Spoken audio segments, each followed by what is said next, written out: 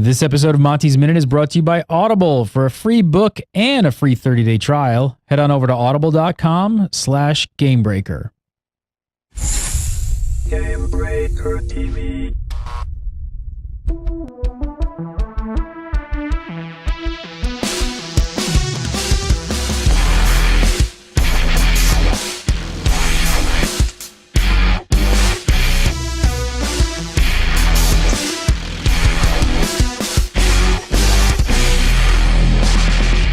Hello, everybody. Merry Christmas. Hope you guys had a great holiday. Gary Gannon here with Gamebreaker TV, back for another Monty's Minute for December 26th, 2012. This is episode number 15. Of course, joining me as always, Mr. Monty Sharma. How are you, sir?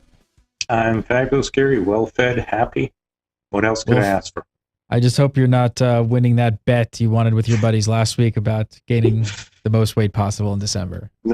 I can't find anybody to compete against. No takers? I really actually think it'd be fun. For me, I bracket it from Halloween to New Year's Day. What can you gain? And then, we go from New Year's Day to like Memorial Day. What can you lose? It'd be a blast. Man up and gain some weight. All right. All right, here we go. So first up this week, it says, "Hey, Monty, I'm new to the industry, and I'm currently a QA tester in a small, medium-sized game studio and have been here for about 6 months. There is open interaction between all departments, which I think would make it easier for me to move around within the company when compared to a larger studio. Because I am interested in getting into a producer role. How do I express my interest in moving positions without it coming off as I'm only using QA as a stepping stone? Should I talk with my QA manager about it or approach one of the producers themselves and ask about the possibility of taking on responsibilities as an associate producer?" Best Joey Maroney. Yeah, so that's an awesome question. And, I think there's a few things to think about. One, 6 months isn't a long time. So don't be in too much of a rush to move from one position to another. Take your time at it. The other thing is game companies expect you to move. They're okay with it, especially out of QA. There's an increasing sort of group within QA, though, that sees QA as a long-term thing, and they actually do a lot of very neat things.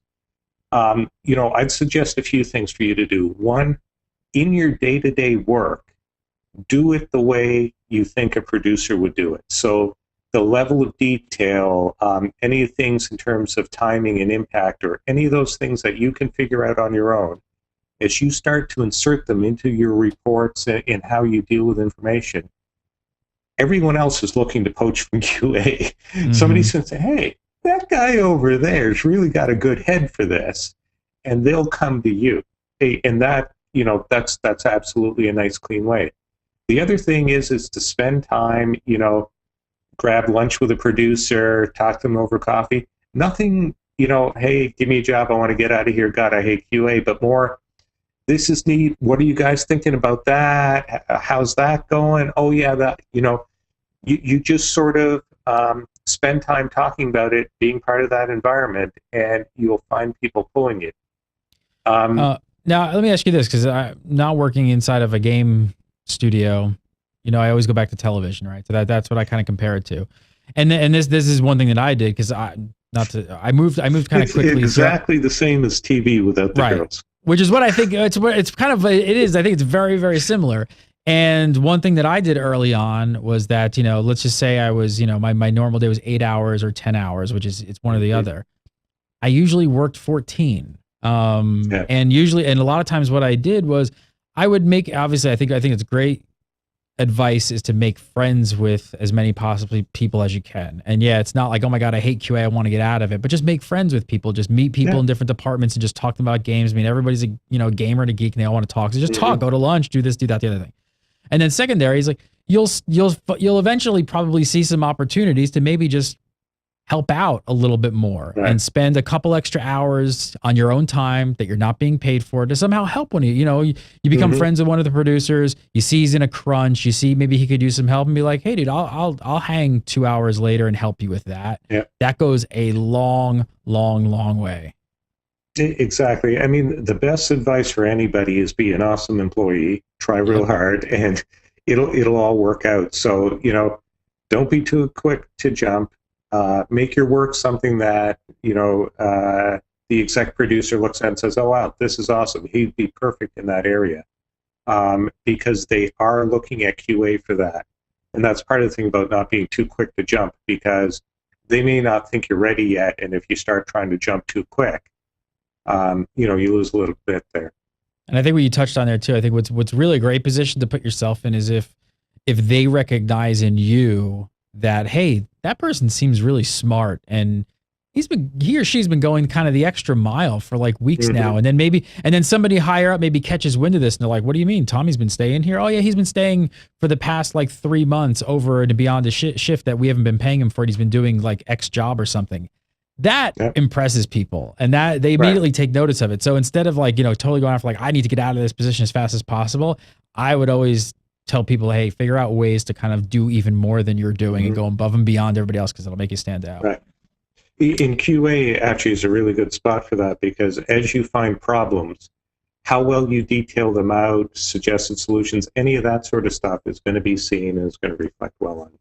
Yep. Have the best QA reports in the entire department. That's what I would start with, right? Make notice.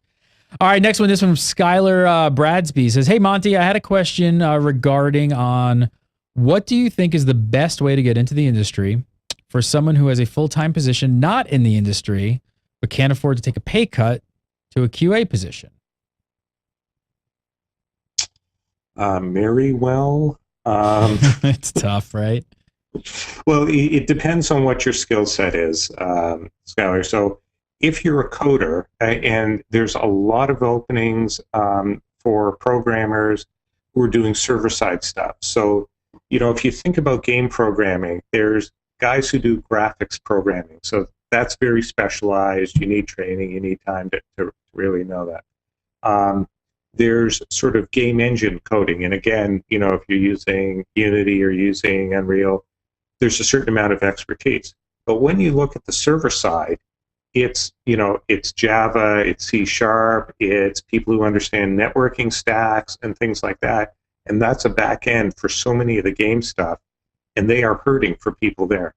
So a lot of the people who do game programs and graduate, they actually don't have the right skill set to be good server programmers. So it really depends on your skill level there. If you're looking at something like art, much harder. And in fact, every hiring manager I talk to about hiring artists say that is the toughest job they have. It's very hard to judge artists from a portfolio. It's hard to see what they have. And it's hard to see how efficient they'll be, because an artist has to be able to sit there and crunch through, X number of objects in the course of the day. And it's like, you have these great renders. Oh, but what if they took you 9 months to do? It's exactly. Like, that's not going to work. Or if you're at work saying, I know I have to draw that, but my muse isn't striking me.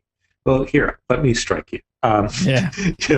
You need to know somebody who's going to be productive, can follow the art style, and that is really complex. And the hats off to the folks who did it. And I talked a while back, a few weeks ago, I heard the guys from Robot Rising talk, and the creative director. It was really neat when they talked about, hey, we didn't have the budget to use the particle effects in Unity to make this cool. So we actually had to have our artists draw, 4 things angled like this, so we could actually make it look like it was that, but use way less memory and processing power to do it. So, there's things like that are just kind of neat. So, I'd say tell us a little more about, what your background is. The business side, you don't have to go through QA to be on the business side. And it also depends a little bit on how much you make. So, yeah, that sounds like, looking at that question, it seems like that's the hardest question here to figure out, is like a lot of people do have to make a sacrifice somewhere. It's either going to be in your extra time and your free time, or it's going to be in your job and you're going to take some Mhm. sort of a pay cut to try and break into it. So somewhere there's Yeah. got to be some sort of leeway leverage there that you've got to take the plunge. You have sort of until you're 30 or married or have a kid. Those are sort of the break points where, um, boy, I'm talking to a guy right now. He's a server side coder. He's good. He's working for a company that's god awful boring, and he wants to get into it. So we're working on a couple of projects. He wants to wrap his head around it. He'll get a job, and he might take a small pay cut, or he might be a little less senior than he was, but he'll be doing what he wants. And 5 years from now, he won't have that choice because he'll have been so embedded in that industry. The pay cut will be much more severe and harder to shift. And if you're married, you have even less options. All right, next up, this one and from John Barnett. John says, this is a two-part question. So it says, what are the tasks and differences between the duties of someone on the standard network administrator and cybersecurity positions and those of one who works on those of a game, like rolling down times if outsourcing contracting work out is more or less common? So this question is basically, how would someone go about distinguishing their portfolio and looking for work in either a networking or cybersecurity position for a gaming company? Yeah, and for roles like that, I don't think you substantially need to have a portfolio. There are it's understanding a few things. So on the networking and sort of how the office operates, a whole lot of it is stock standard IT. The stuff that you need to deal with is your source control system and making sure that never goes down, never has a flaw. If you end up in the operations groups or where they're running live servers and things like that, look, it's PHP scripting, it's building monitors and alerts and responding to them and things like that.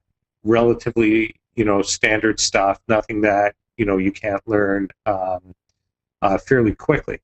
On the security side, it depends on which role. So if you think about server-side security, again, it's probably very similar to what an enterprise security position would be. You're trying to stop intrusion, denial of service attacks. You've got audits running because something's wonky, those sorts of things. Client-side security is very different. So the hacks are very different.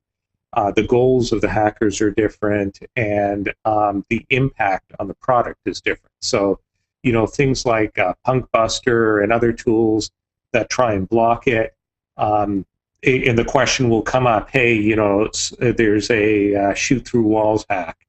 What are we going to do? Well, the programming team needs 3 weeks to fix that. Well, can we block it this way? Can we do that?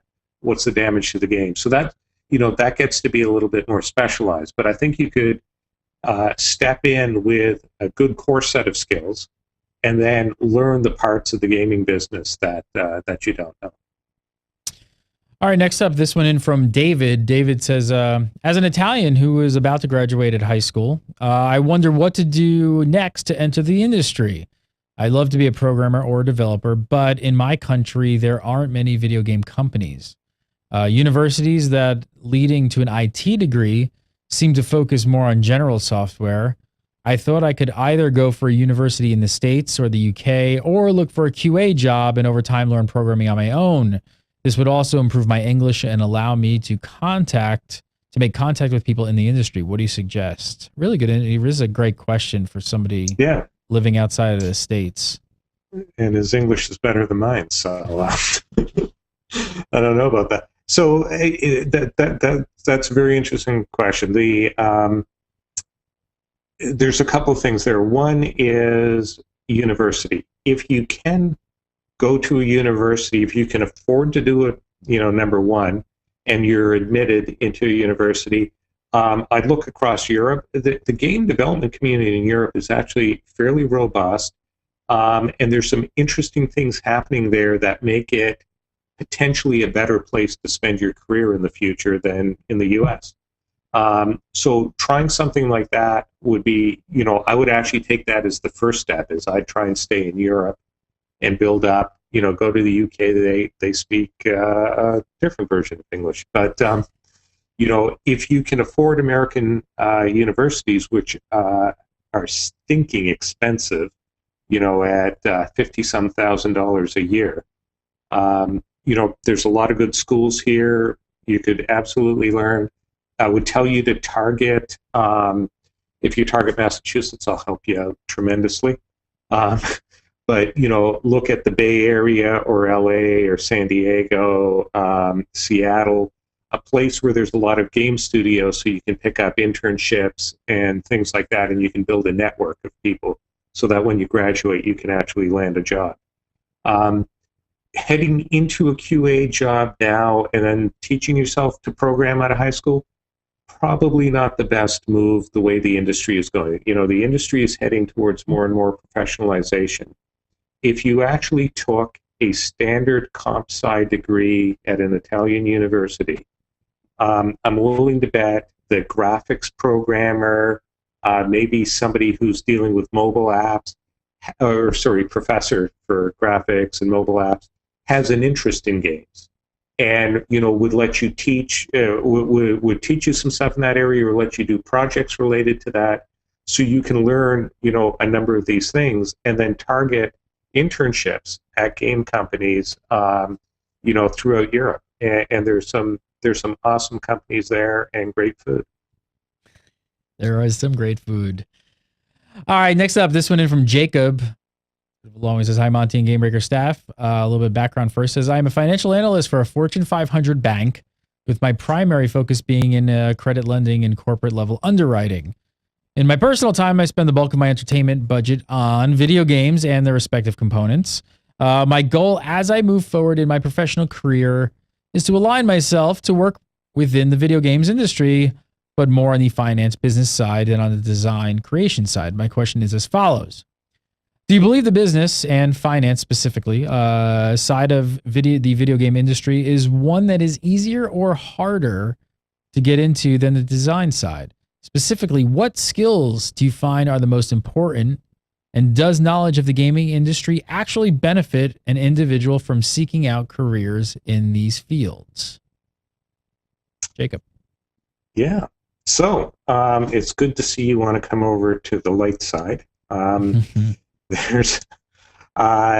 There is on the finance side, this is something that when game execs are sitting around, this is one of the things everybody laments.